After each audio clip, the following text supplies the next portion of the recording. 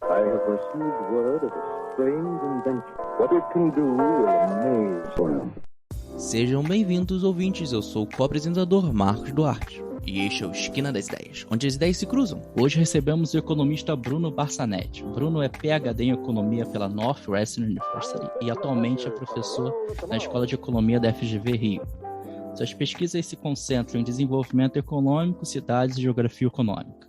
É um prazer receber você aqui, Bruno. O prazer é todo meu, Marcos. Eu já acompanho o podcast de vocês há um tempo. Eu gosto muito da ideia, da proposta que vocês têm de ligar um pouco acho que tem uma certa simetria grande entre a academia e o pessoal que está se decidindo sobre seguir essa carreira ou não. Então, eu que agradeço o convite.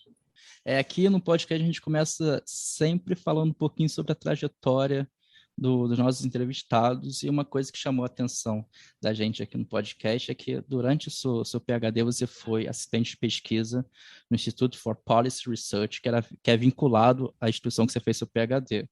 E esse instituto é um instituto interdisciplinar e é voltado para policy. Como foi essa experiência e qual o impacto disso na sua formação como pesquisador em economia? Eu acho essa uma pergunta até interessante e me faz lembrar um pouco de como foi. Eu trabalhei por 2 anos como assistente de pesquisa da minha orientadora, a professora Cynthia Keenan, e enquanto estava vinculado a esse Institute for Policy Research, que é um instituto lá na Northwestern, que basicamente tem pesquisadores mais aplicados de economia, mas é uma minoria. Tem muita gente na escola de educação, antropologia, ciências sociais de forma geral, sociologia, ciências políticas, até gente de medicina. Então, é um instituto bastante amplo. E um aspecto interessante, você falou assim, desse aspecto interdisciplinar, é que, embora em economia a gente não faça tanto esses trabalhos interdisciplinares, eu acho que um aspecto interessante de quando eu era a Ray é que havia um requerimento de que a gente tinha que participar de um seminário semanal em que gente de diversos campos, às vezes era economista, às vezes não era, iam lá e apresentavam esse seminário na hora do almoço. E eu acho assim, é muito interessante ver algumas coisas. Primeiro ver esse pessoal muito bom sabendo comunicar para audiências além da área direta deles. Ver também um pouco dessas diferenças de cultura, acho que tem de um campo para o outro. Por exemplo, quando o economista fazia uma pergunta, em geral uma pergunta direta, assim, por que você não fez isso? O que isso quer dizer? Ou quais essas limitações? É uma pergunta bem direta. Você via, por exemplo, uma pessoa de sociologia, sempre era uma pergunta que tinha um preâmbulo, uma introdução, e aí eles faziam um pouco da pergunta. Então, acho que tem essas diferenças de cultura entre campos que às vezes afastam um pouco. Dessa minha experiência como array lá no IPR, não chegou a dar nenhuma influência direta, eu acho, nos tópicos que eu escolhi para trabalhar, mas eu acho que, como economista, essa ideia de interdisciplinaridade, mesmo se não vai colaborar diretamente, eu acho que é bastante importante. A gente, como economista, a gente acredita em vantagem comparativa, que a gente é melhor em alguns aspectos relativamente a outros, mas outros vão ser melhores do que a gente. O que a gente tem de vantagem comparativa são coisas como ter uma capacidade melhor de trabalhar dados quantitativos e ter também, eu acho, em economia a gente é bom em fazer modelos teóricos. Então, essas são 2 vantagens comparativas que a gente tem. Mas se olha pessoas em outras disciplinas, elas são muito boas em aspectos mais qualitativos, e uma descrição rigorosa do que está acontecendo institucionalmente. E eu acho assim, um pouco da pesquisa que eu faço, principalmente pegando mais de geografia, de história, consiste muito em ir atrás de fontes dessas outras ciências sociais, dessas outras disciplinas, e depois ver se naquelas coisas que eles falam tem algo de interessante para a gente em economia. Então, eu acho que isso foi um aspecto legal dessa minha formação, e eu acho que é algo que eu recomendo para todo economista, buscar ler mais amplo fora do que simplesmente os economistas estão trabalhando. Outro aspecto que eu acho que foi legal, então, assim, eu passei 2 anos como assistente de pesquisa e é uma experiência, nessa formação de um acadêmico, é uma experiência bastante importante. Obviamente, vai depender muito de exatamente o que você está fazendo nesse processo de assistente de pesquisa, com quem você está trabalhando, mas, por exemplo, muito do que eu aprendi de fazer pesquisa, às vezes coisas menores, como que você vai organizar um banco de dados, como que você vai organizar o seu código, como vai escrever detalhes, fazer uma revisão da literatura. Eu aprendi muito disso trabalhando como assistente de pesquisa. Então, assim, eu recomendo, que eu acho que, e faz todo sentido, quem está pensando em talvez seguir estudando para academia,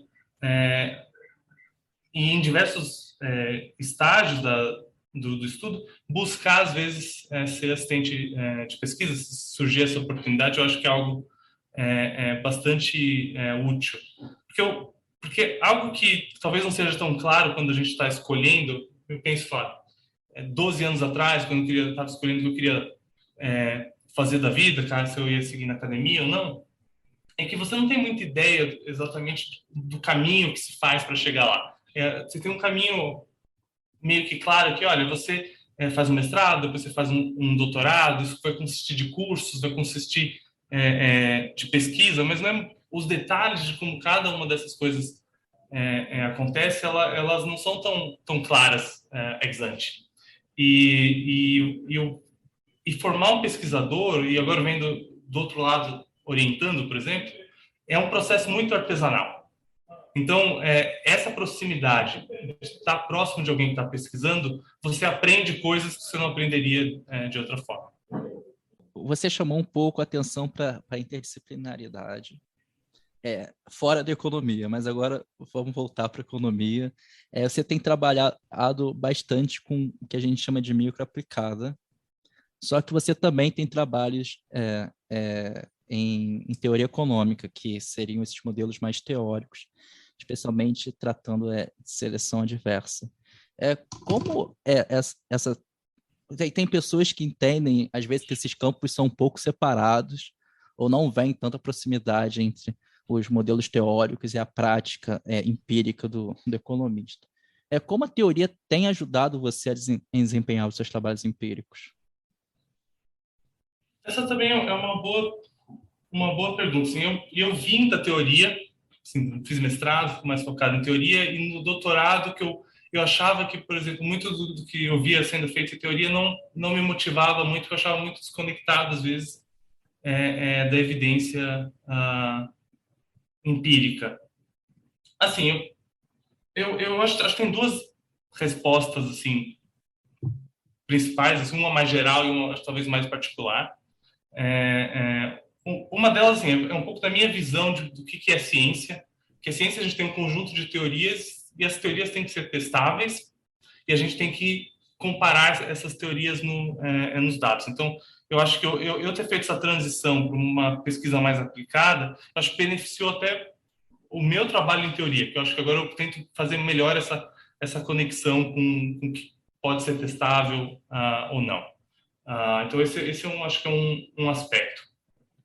Um aspecto mais particular, talvez se eu der um exemplo, acho que ele vai ficar mais claro como que me ajuda na minha própria pesquisa. Eu tenho esse paper que qual que é a ideia? É um paper sobre os efeitos que as ferrovias têm sobre o crescimento e tamanho das cidades. E já tem uma literatura empírica grande sobre isso. Em geral, essa literatura está relacionada com os impactos de acesso, ou seja, passou uma ferrovia lá, vai surgir mais cidades naquela região, aquelas cidades vão ser maiores. O ponto que eu tenho nesse paper é o impacto do timing da construção, o fato de que demora um tempo para você construir uma ferrovia, ou geral qualquer obra grande de infraestrutura. Então, essa abertura, que muitas vezes é gradual, pode impactar como a atividade econômica se distribui naquela região. E isso, eu acho também um exemplo, um pouco voltando à pergunta anterior, que é uma hipótese que eu vi em geografia. Geógrafos dos anos 40 discutiam esse fenômeno, e aí eu pensei que era algo interessante para a gente trazer para a economia, olhar para o setting que eles tinham, tentar quantificar e tentar escrever um modelo teórico para a gente entender economicamente como que isso acontece. Então, qual que é o que eu tenho? Qual que é a principal questão? Eu tenho dados sobre relacionados à abertura de ferrovias no estado de São Paulo, e eu quero saber como que o tempo que uma cidade passa como ponta de linha, sendo a última cidade na qual a ferrovia chega, como que esse tempo que ela passa como ponta de linha está associado a elas ter um tamanho maior.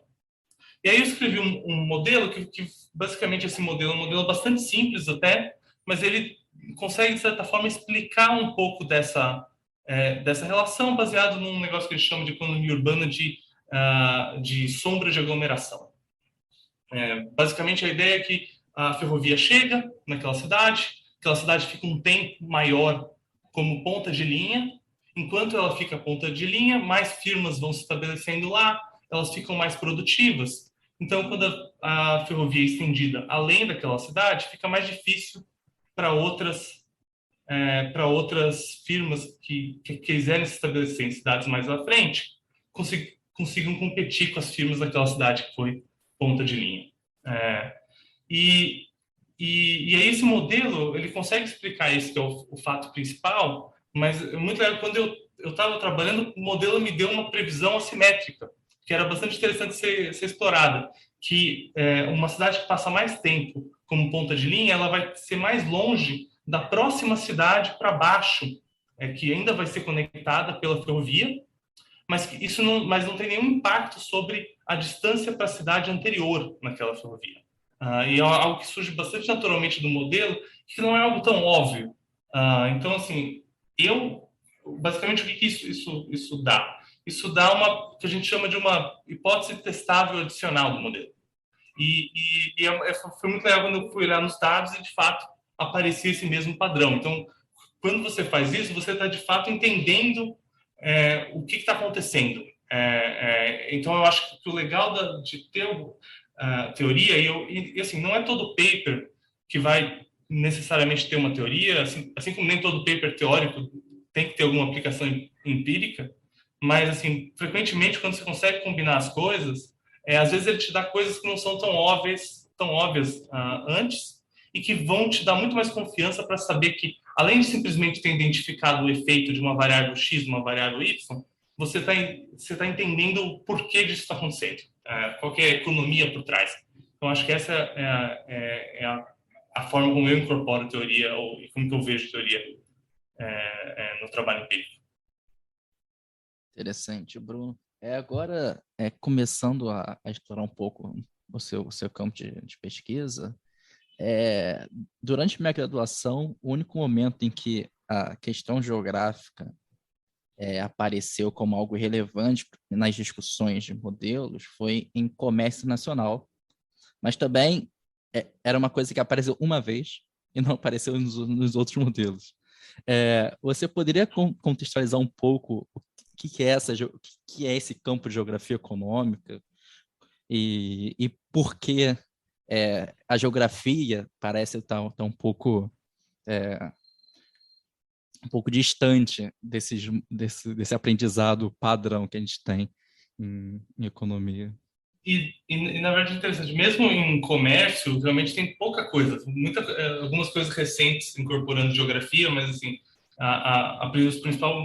os principais artigos de comércio, modelos de comércio, não tem essa dimensão. Então, é algo interessante. Então, basicamente, quando a gente pensa em geografia econômica, basicamente esse subcampo da economia que a gente quer entender, seja teoricamente, seja com dados empíricos, como que a atividade econômica se distribui no espaço. Por que tem alguns lugares que vão ter cidades, por que tem outros lugares que não tem cidades, se compara duas cidades, por que uma cidade vai ser maior do que a outra, por que algumas regiões vão se especializar na produção de alguns bens, em determinadas indústrias, e não em outros. São essas as grandes questões. E assim, por que isso não aparece, vamos lá, nos principais cursos de graduação e mesmo de pós tem relativamente pouco. E para ser honesto, assim, eu nunca tive também uma aula em os meus anos estudando, em graduação, mestrado, doutorado, uma aula de geografia econômica. Então, por que isso não aparece tanto? Eu acho que a principal razão, a primeira razão, é que é muito difícil a gente modelar espaço em economia. Pensar como que a gente vai construir um modelo que incorpora de uma forma interessante o que é o espaço. Porque tem um padrão que eu acho eu acho um dos mais importantes para a gente entender, é que a população é extremamente concentrada. A gente olha, tipo, nós temos o Brasil, um país enorme, mas assim, só na área de São Paulo a gente tem 10% da população.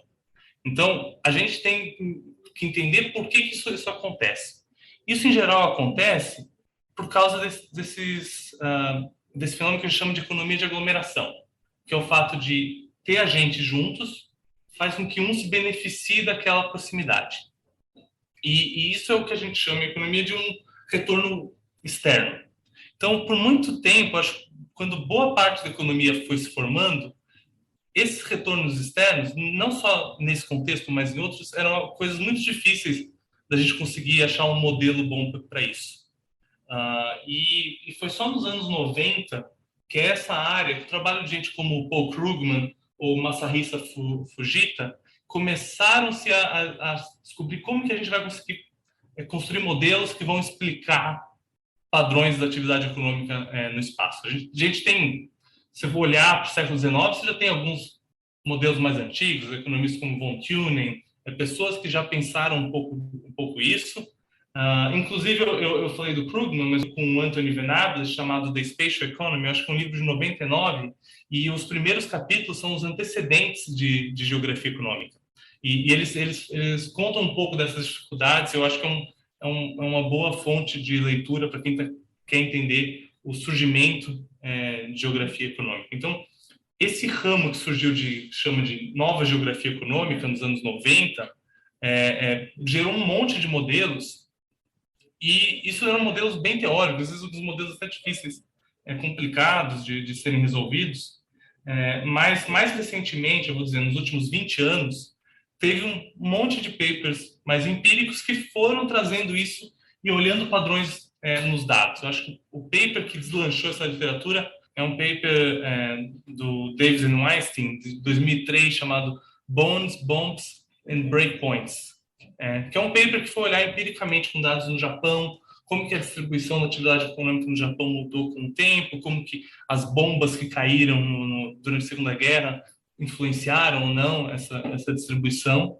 E aí, de lá para cá, teve um crescimento muito grande, em parte porque a gente tem cada vez mais esses dados georreferenciados, e aí isso levou o campo a se desenvolver bastante. Hoje as pessoas também já conseguiram pegar esses modelos mais antigos, dos anos 90, e adaptar eles para servirem como modelos mais complexos, para exercícios quantitativos.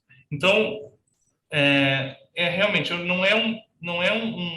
geografia econômica não é um campo que apareceu durante a minha formação, e que ainda hoje não aparece na formação da maioria dos economistas, mas eu acho que é um campo que está cada vez mais forte na academia, e eu espero que, com o tempo, a gente comece a aparecer cada vez mais. Interessante. Agora, você falou um pouco sobre cidades e economia de aglomeração. Você tem alguns trabalhos que estudam cidades. E, por muito tempo, o crescimento das cidades foi um sinalizador de desenvolvimento econômico e ou transição demográfica nos países, né? E aí você teve esse crescimento muito grande das cidades. No Brasil, por exemplo, foi no meio do século passado para frente, teve essa explosão demográfica das cidades.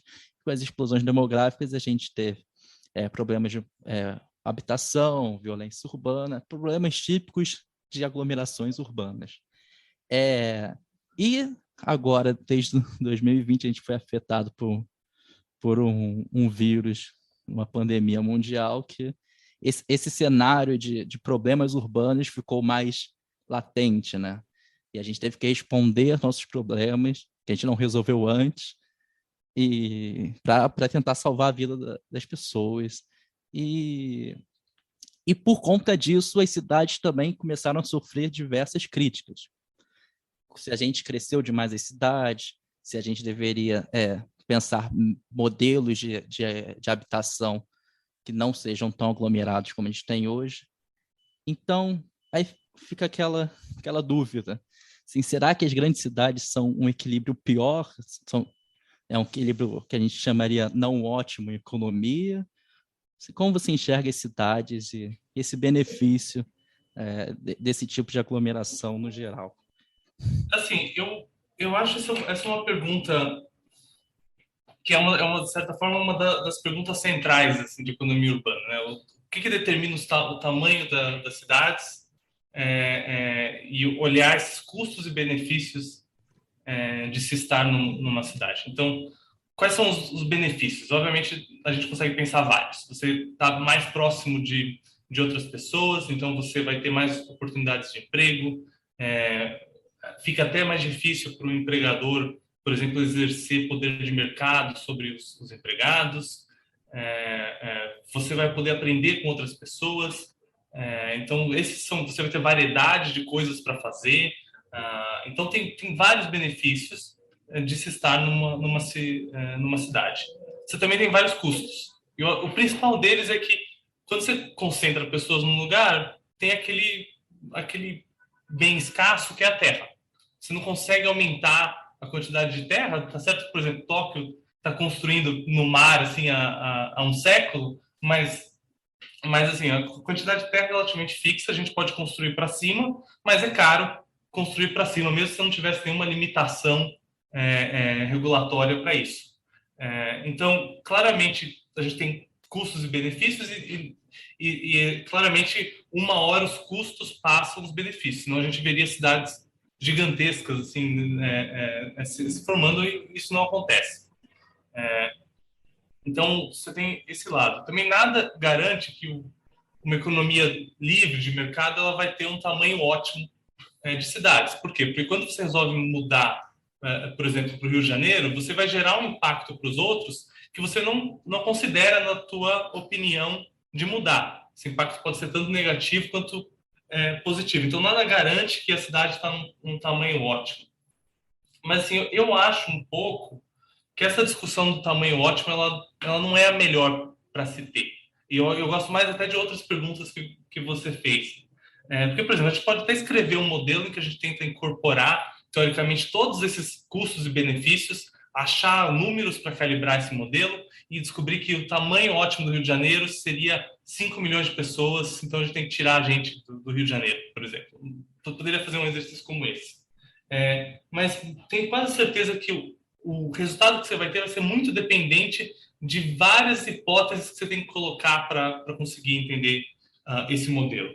E assim, eu acho mais útil pensar, talvez até tentar entender quais são os custos e benefícios que vêm associados às cidades e tentar perceber características da cidade, seja da forma como ela é construída, ou das políticas, instituições que essa cidade tem, que vão fazer com que ela se beneficie mais de alguns desses benefícios de aglomeração e ela não sofra tanto com outros custos de aglomeração.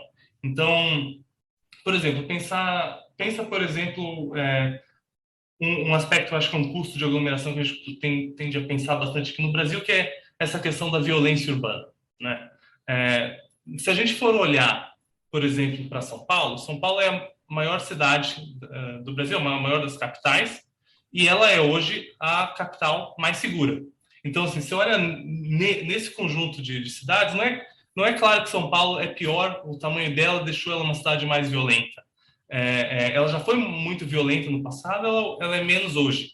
Mas hoje, por exemplo, se você pegar um cara que sai do interior e joga ele para São Paulo, estatisticamente, não necessariamente esse cara está indo de um lugar menos violento para um lugar mais violento.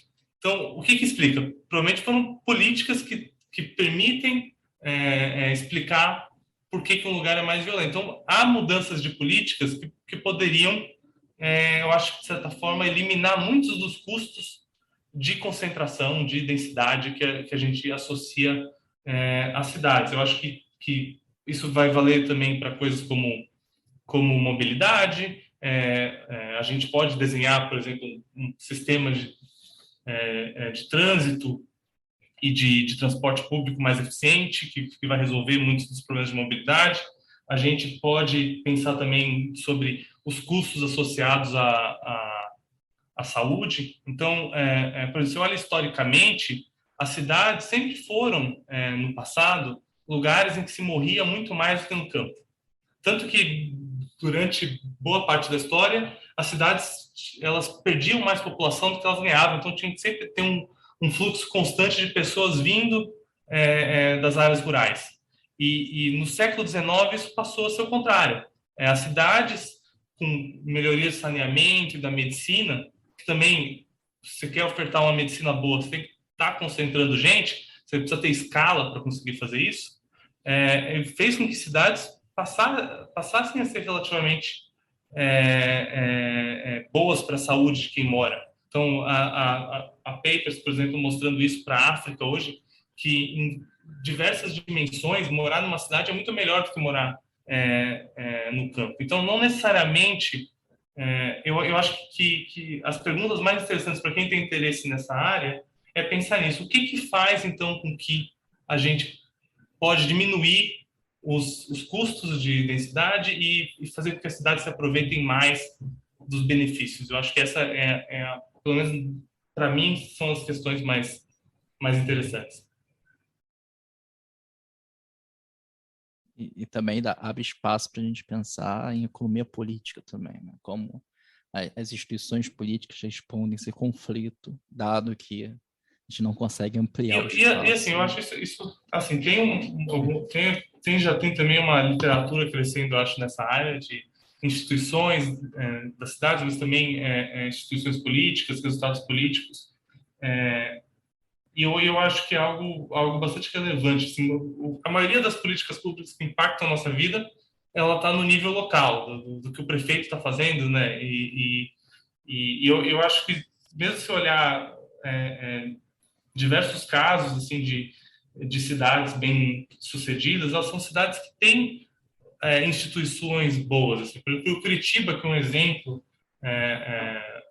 que as pessoas gostam de falar bastante aqui no Brasil, no final dos anos 60, ela começou a ter um instituto para pensar o urbanismo da cidade, e isso passou a ser algo importante lá. Então, eu acho que realmente pensar essas instituições é algo bastante importante nesses aspectos. Sim. E foi nessa época também que começou a surgir os planos diretores da gerência de cidade, né? A gente vai ter logo mais uma discussão de plano diretor aqui no Rio de Janeiro.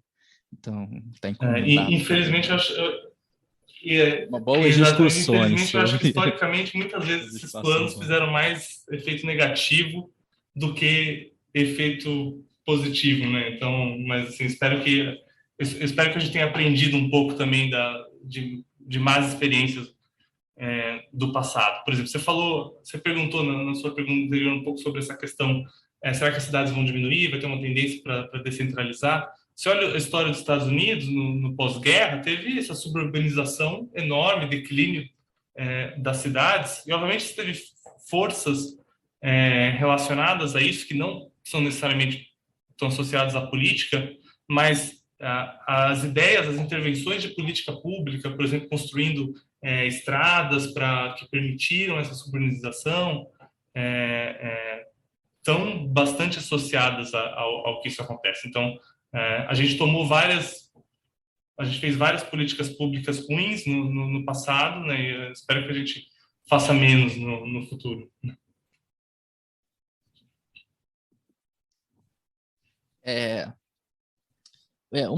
Voltando um pouquinho aos seus trabalhos, uma das coisas que tem chamado também a atenção é que você trabalha em alguns casos, não, em 2 trabalhos que a gente está falando aqui, sobre dados que são mais espaçados no tempo. O que eu quero dizer com isso? São estudos que tentam identificar questões empíricas usando dados muito antigos. Um é de 1975, não é tão antigo, mas outro é muito antigo. E como tem sido esse desafio de trabalhar com esses dados, que bases são essas que a gente também tem de reconstrução tão anterior, né? Porque é uma coisa que chama bastante Assim, atenção. tem um aspecto que eu acho que então, a gente está falando de geografia econômica. Então, muita gente para o passado. A gente quer entender por que uma cidade está num lugar e não em outro. Por exemplo, a gente tem que entender o momento que a cidade se formou.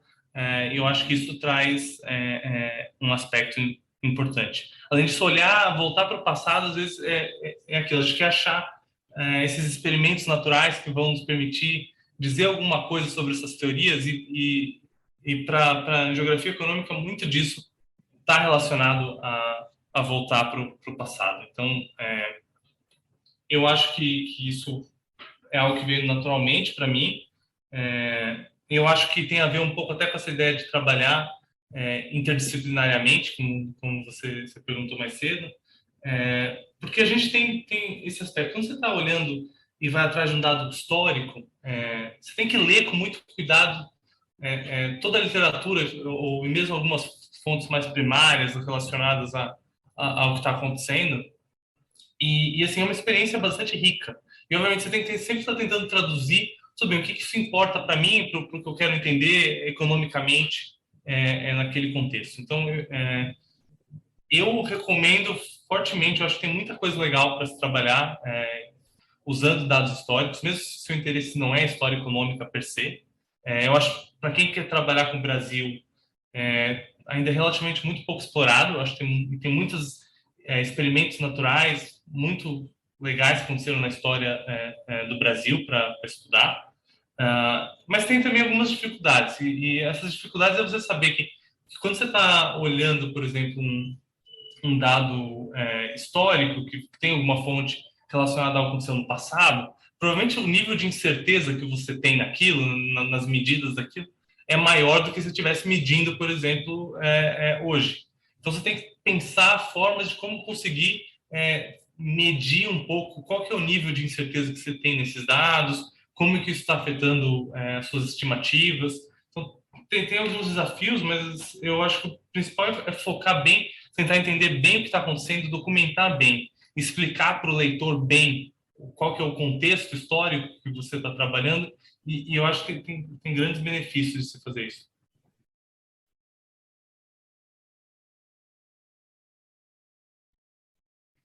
Legal, Bruno. Agora, iniciando nossa exploração sobre suas pesquisas e seus trabalhos que você tem feito atualmente, a gente vai começar a falar um pouquinho sobre esse artigo super interessante que você publicou, acho que foi ano passado, né? Cities on Pre-Columbian Path. Você Então, poderia esse falar um foi pouco dos mais sobre esse artigos, artigo para a foi o gente? segundo artigo da minha tese, e vai bem para essa questão que é bem clássica em geografia econômica, que é saber o que determina a localização das cidades. E aí tem dois fatores que, em geral, a gente tende a pensar, que são coisas como a geografia, características naturais de uma região, o que a gente costuma chamar de fundamentos geográficos, ou que também a literatura chama de primeira natureza, mas tem também o que a gente chama de história, né? Contingentes históricos, acontecimentos no passado, como essa questão de você querer estar próximo, por exemplo, de outros, que acaba, de certa forma, fazendo com que geografia sozinha não explica a atividade das cidades. E aí foi que eu acho que buscar outras fontes às vezes ajuda a trazer ideias para o trabalho e achar esses experimentos naturais. Eu estava trabalhando em outro artigo sobre essa geada no Paraná, e aí eu tinha que estava lendo, tentar entender um pouco da história, da geografia do Paraná. E aí tinha toda um pouco da história de como que o Paraná foi ocupado desde o período colonial, e aí que tinha esse experimento natural que era muito interessante. Então, o que eu faço na importância da história relativamente a esses fundamentos geográficos? E aqui eu vou estar olhando para cidades nos estados de São Paulo. Tinha povos indígenas, sua maioria indígenas, um conjunto de tribos, na verdade, sair de lugares no litoral, lugares como Cananéia, por exemplo, na verdade você olha você lê vários conquistadores espanhóis ou as crônicas portuguesas, muitas das primeiras cidades que os portugueses e espanhóis foram construindo nessa região, elas foram sendo construídas ao redor desse caminho. Então, ele pertencia à Espanha, segundo o Tratado de Tordesilhas, mas muito pouco dessa coisa que era originalmente espanhola foi ocupada pelos espanhóis. Uma parte que foi o oeste do Paraná, essa região que eles chamavam do Guairá. Então, assim, por mais ou menos cerca de 1550, você tem portugueses construindo cidades como São Paulo, em lugares que são próximos dessa trilha indígena, e você tem também espanhóis construindo nessa região do oeste do Paraná cidades próximas a essa trilha indígena, e ocupando essa região, em geral, em alianças com os grupos indígenas locais. Então, assim, basicamente, o que a gente tem? A gente tem essa pouco de evidência histórica de que estar próximo dessa trilha é importante para a localização das cidades. Mas se a gente olha hoje, onde tem cidades hoje, e vê que tem uma concentração de cidades próximas dessa trilha indígena, isso pode ser que talvez a trilha indígena foi construída para conectar lugares que são melhores para você construir cidades, por outras questões naturais, e onde você tem a localização das cidades, hoje também reflete isso, e não o fato de que tinha uma trilha pré-colombiana naquela região. Então, qual que é daí que entra o experimento natural, que é um experimento trágico, mostra um pouco como a nossa história brasileira é violenta, mas que no caso, ele traz um pouco dessa identificação para a gente separar o efeito da história do efeito desses fundamentos geográficos. Que na metade do século XVII, os bandeirantes invadem essa região ocupada pelos espanhóis para capturar índios.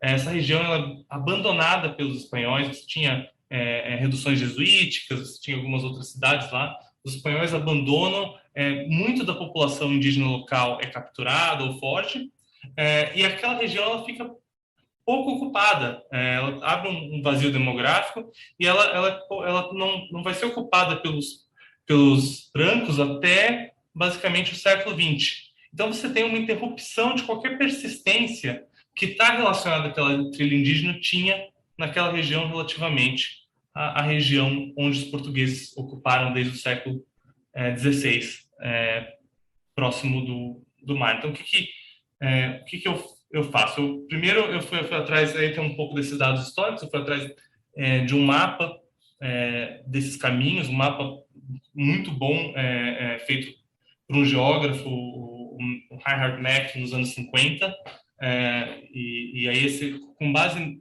nesse mapa a gente tem uma ideia de por onde esses caminhos estavam passando, e aí olhando dados modernos, dados do censo, mas dados de luminosidade de satélite, a gente consegue ver que quando você compara regiões próximas ao caminho, até 10 quilômetros do caminho, em relação a regiões mais distantes, você tem uma concentração de população, de densidade populacional, de urbanização naquelas regiões. Então, um aumento de algo como 5 pontos percentuais na probabilidade de 1 quilômetro quadrado ser urbano. Isso em 2010. E isso poderia estar sendo explicado tanto pelo efeito da história, da proximidade desses caminhos indígenas, mas também poderia estar sendo explicado porque talvez esses caminhos indígenas passavam por regiões melhores para as pessoas construírem cidades. Então, o que é o contrafactual? O que o experimento natural me ajuda? Quando eu olho para essa mesma relação, não na região que sempre foi ocupada pelos portugueses, mas eu olho na região que foi ocupada pelos espanhóis e depois foi abandonada com essa invasão portuguesa, essa invasão bandeirante, a gente não vê essa relação. Então, a ideia é que isso traz um pouco de evidência de que, olha, a história importa e que a presença dessa trilha indígena importa a localização das cidades. Que eu acho que traz algumas questões interessantes para pensar, por exemplo, qual que é o impacto dessas populações pré-colombianas, populações indígenas sobre o continente americano. Tem uma ideia que às vezes se acha em alguns artigos na literatura, que, olha, talvez como você teve a chegada dos europeus aqui por volta de 1500, isso teve associado com chegada de doenças, chegada de tecnologias, um declínio populacional, demográfico muito grande dos povos indígenas, tem um pouco dessa ideia de que o continente americano era basicamente uma região meio limpa, assim, as cidades não necessariamente tinham uma relação com o que estava aqui antes. E eu acho que é legal ver que aqui, nessa região, como as regiões, por exemplo, próxima de São Paulo, de Curitiba, que são as regiões mais urbanizadas aqui da América do Sul, a gente tem uma clara relação entre essa característica bem antiga, esse caminho colonial, com a localização das cidades hoje.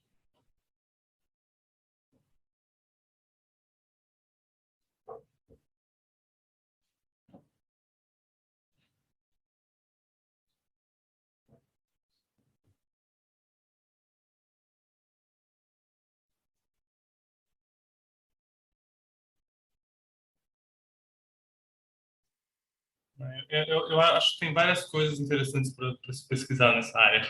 O impacto das populações pré-colombianas, populações indígenas, de forma geral, no Brasil e outras regiões da América.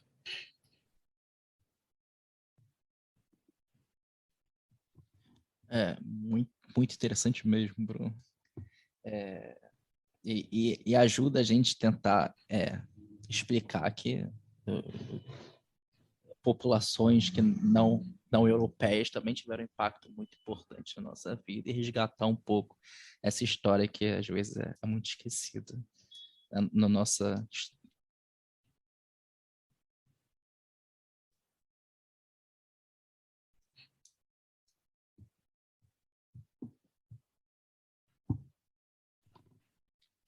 agora, falando um pouco do seu segundo trabalho, seu working paper Weather Shock and Geography of Agriculture, Evidence from the 1975 Frost in Brazil. Na verdade, assim, muito do meu trabalho tem um pouco a ver, acho muito de geografia de forma geral, mas eu acho na muito distribuição de trabalhei plantação de café. Tem a ver com isso que a gente chama de dependência do como você caminho, desenvolveu esse trabalho? Você falou que foi por conta acontece desse alguma coisa trabalho no passado e isso, de certa forma, afeta também.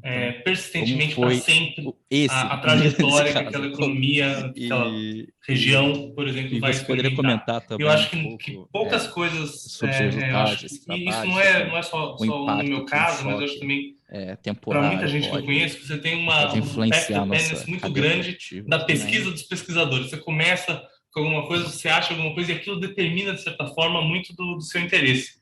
Então, eu inicialmente tinha muito interesse em coisas de migração, de questões mais de desenvolvimento econômico, e esse artigo, basicamente, foi ele que me levou a pensar essas questões um pouco mais geográficas. Então, na verdade, ele foi o primeiro artigo que eu comecei a desenvolver. Ele veio antes, como eu te contei, ele veio antes do artigo sobre o caminho do Piabiru.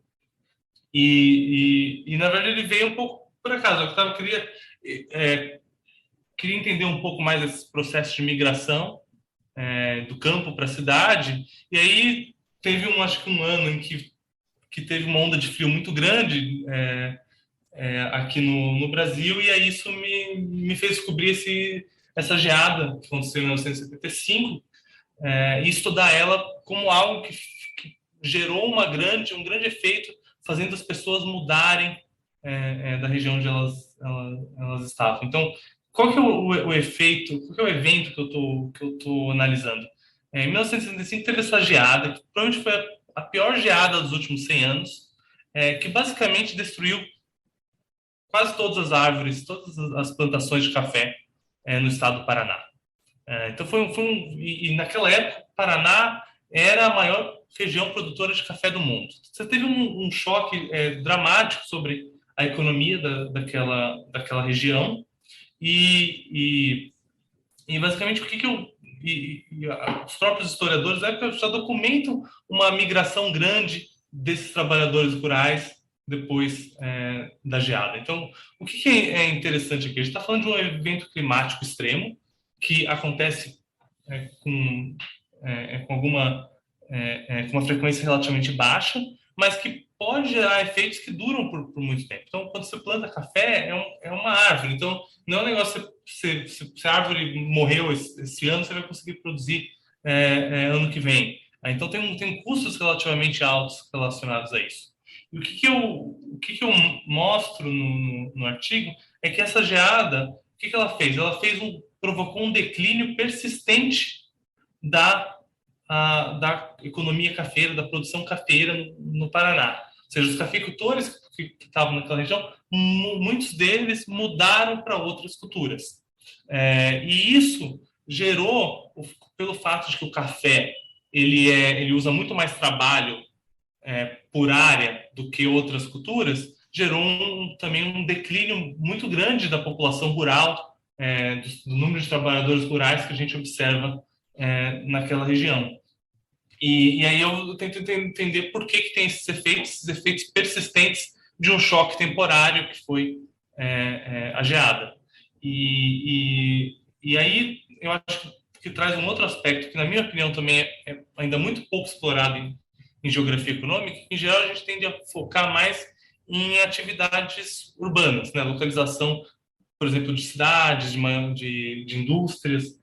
Mas muita gente ainda hoje, principalmente no país em desenvolvimento, elas vivem da agricultura. Então, será que a agricultura também, o que determina a distribuição da atividade da agricultura? E será que ela também é afetada por choques temporários, como já tem algumas outras evidências para a localização de cidades? Então, ou para o tamanho de cidades.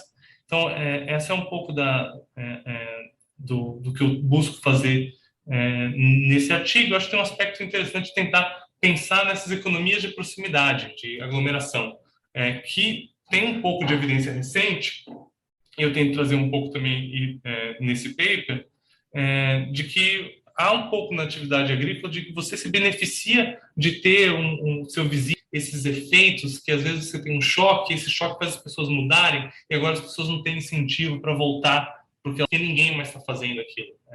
Essa é um pouco uma das explicações que eu coloco no artigo.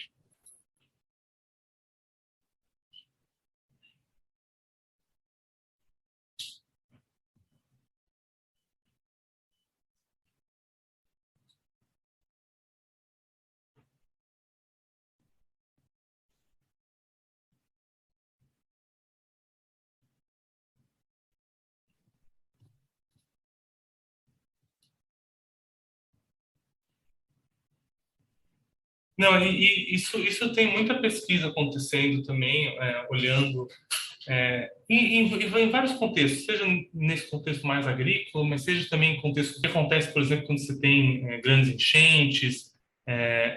Realmente, Interessante será que esses questão de efeitos podem ser persistentes ou e também não? E se eles são persistentes, se eles não são persistentes, às vezes pode representar algo ruim ou algo bom. Então, também, por exemplo, tem artigos recentes a gente mostrando, por exemplo, qual é o impacto de grandes enchentes sobre onde as pessoas se localizam nas cidades, o crescimento das cidades. Tem muita evidência de que, olha, depois que tem essa grande enchente, as pessoas voltam para aquela região. Né? Então, isso pode estar em parte relacionado aos próprios incentivos, que muitas vezes, até como política pública, dá para as pessoas voltarem para aquelas regiões. Então, a gente pensar, mesmo aqui no caso do Rio de Janeiro, também áreas de risco, pensar um pouco nessas questões, eu acho que também tem uma avenida grande de coisas para se olhar.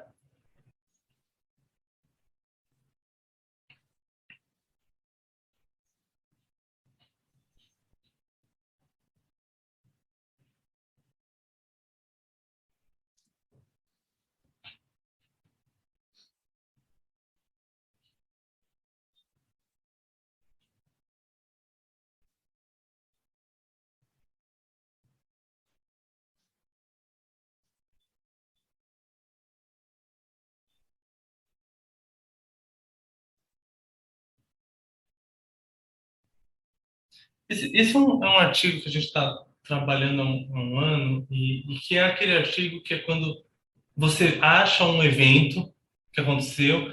Ele não é tão histórico, a gente está falando de 96, mas é um evento que aconteceu no passado e que parece também te dar Bruno, agora chegando no seu último uma artigo, variação muito legal para entender você junto com o Gil Navarro o fenômeno que a explora um gente quer pouco estudar. a Então, interrupção o que de a infraestrutura gente estuda urbana nesse artigo? e o impacto A gente disso tem uma literatura já no grande mercado de trabalho, na tentando mobilidade de olhar quais são os trabalhadores, efeitos na cidade de São Paulo. da abertura de Você novas tem linhas estudado de essas questões, né? metrô, Como a infraestrutura de urbana trens impacta rápidos, o deslocamento de pessoas e como a de ausência trens dessa leves, de infraestrutura urbana pode BRTs, também gerar sobre outras diversas questões interessantes. características das Como cidades. que Então, vocês desde exploraram nesse preços de artigo imóveis até onde que para onde a interrupção é cidade vai essa também? crescer, trânsito. E uma das características que tem já uma literatura cada vez maior é tentar entender quais são os efeitos disso sobre a localização de onde as pessoas trabalham e as oportunidades de trabalho, as condições de mercado de trabalho de forma mais geral. E aqui a questão que eu acho que esse experimento que eu já vou explicar, ele traz é que a gente pode pensar que quando a gente olha na literatura e está olhando os efeitos de uma abertura de uma linha de metrô, abertura de um BRT, esses efeitos podem ser muito diferentes do fechamento deles, porque tem uma certa simetria aqui. Então, qual que é o experimento que a gente analisa? Em 96, teve um conjunto de protestos que afetaram várias regiões da região metropolitana de São Paulo, que estavam relacionados às más condições do serviço da CPTM, a Companhia Paulista de Trens Metropolitanos. E aí teve vários incidentes acontecendo em diversas linhas, nas quais muitas vezes se acabava resultando nos passageiros que se revoltaram, botando fogo no carro, às vezes depredando a estação. Então isso aconteceu em várias regiões. E é muito interessante que, nesse contexto que estava acontecendo, em outubro de 96, você teve um conjunto de incidentes numa das linhas, que era, na época, chamada linha 7, que ia até Jundiaí, que serve regiões como Franco da Rocha, Francisco Morato, Perus, em que você tem um conjunto de protestos que levam a uma destruição bastante grande da infraestrutura da CPTM. Então, na verdade, é uma história, assim, são coisas que foram acontecendo. As pessoas estavam indo de manhã para o trabalho, indo em direção à Barra Funda, em direção ao centro, e aí um dos trens dá um problema, todo mundo tem que desembarcar, eram aqueles trens já super lotados, na época até os trens viajavam de porta aberta, aí as pessoas ficam na plataforma, chega outro trem, elas entram, aí esse trem tá bastante lotado também, aí esse trem quebra também, aí as pessoas têm que voltar, e isso vai gerando um atraso que vai afetando não só as pessoas naquela estação, mas também todo mundo que está nas outras estações tentando ir naquele horário da manhã para o centro. Isso leva a esse conjunto de protestos violentos que causam a destruição da linha. Então, o que o governo de São Paulo faz? Ele fecha a linha de 6 a 7 meses, e aí eles, nesse período, eles vão modernizar, vão recuperar a linha. Então, isso nos dá o que eu chamo de um experimento natural, em que você tem um grupo de controle e um grupo de tratamento. Né? Basicamente, o que seria esse grupo de tratamento? São as pessoas que ou trabalham ou moram naqueles bairros servidos por aquela linha que foi interrompida, e o grupo de controle seriam as pessoas que moram ou trabalham perto nesses bairros que são servidos por outras linhas que, embora tenham tido também esses incidentes, elas não foram interrompidas porque os incidentes não foram tão graves quanto na outra. E aí a gente usa, então, um conjunto de tentar medir com dados que nos permitem saber as pessoas mudando de emprego de um lugar a outro, e para saber se, olha, será que então ter ficado 6 a 7 meses com essa linha parada, com custos de transporte que parecem ter sido bastante altos, esses custos adicionais. A gente está buscando, esse paper a gente está fazendo muita coisa, mas a gente tem um pouco de evidência de que talvez, basicamente, esses custos adicionais, se considerar custos diretos, assim, custo adicional de você pagar o ônibus ao invés do trem, mas também os custos do tempo, que as pessoas tinham que ficar a mais para conseguir chegar no centro. Esses custos eles parecem ser bastante elevados e representar algo entre 10% a 20% da renda de um trabalhador no setor formal. Então, apesar de você ter esse choque que foi grande, mas temporário, as pessoas não mudaram de emprego. Você não vê uma grande movimentação de pessoas saindo de um emprego numa região e indo para outra. E qual que é um pouco da ideia? Assim? É que como que a gente interpreta esses resultados? Qual que é a melhor história para contar um pouco esses resultados? A principal explicação que a gente tem para isso, para a gente não observar esses efeitos, é que quando você tem um emprego, você tem vários benefícios associados a esse emprego. Você tem estabilidade, você tem já benefícios de conhecer o seu empregador, os seus outros empregados. Às vezes é difícil achar outro emprego, de tal forma que, apesar de você ter um custo adicional muito maior para conseguir chegar no trabalho, você não vai mudar de emprego. Então, ou seja, esses efeitos, quando a gente compara com esses papers, que olham os efeitos de novas linhas, esses efeitos de novas linhas que mostram grandes mudanças, grandes benefícios no mercado de trabalho, não necessariamente eles se aplicam para esses fechamentos, porque você tem essa simetria. Uma vez que você já tem esse emprego, você está disposto a pagar custos mais altos, sabendo que esses custos são temporários, para continuar no seu emprego. Eu acho que isso é importante, um aspecto que é importante, que a gente pensa que é importante em termos de políticas públicas. Várias vezes, quando você quer melhorar um sistema, por exemplo, você vai ter que fazer vários reparos que introduzem custos para os usuários.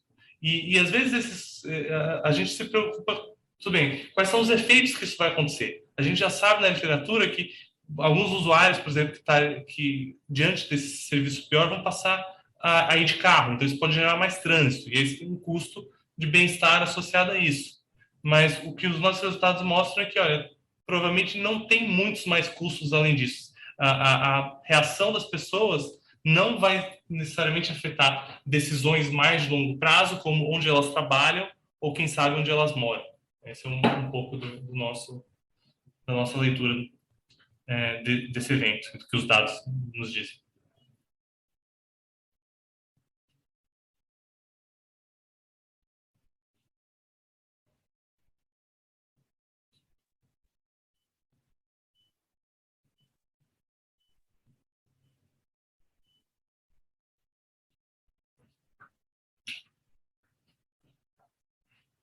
Então, bom, Marcos, foi uma honra participar aqui, poder falar um pouco da pesquisa. Eu acho mais legal também falar um pouco dessa trajetória, de como que a pesquisa se forma.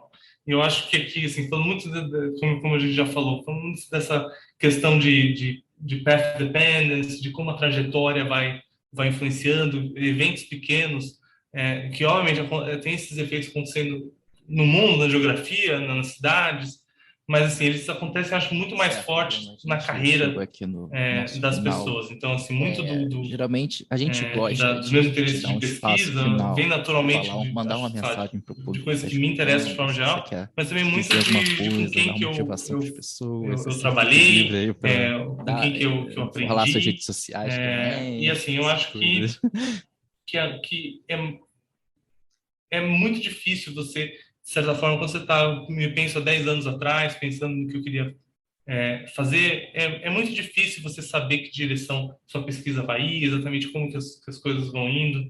Então, assim, eu acho que quem tem interesse de fazer pesquisa é uma atividade bastante prazerosa, é uma atividade que às vezes ela é difícil também, você tem várias dificuldades associadas a isso, lidar com pareceristas de jornal, às vezes é uma profissão que demora muitos anos para você conseguir publicar, você tem que brigar pelas suas ideias, mas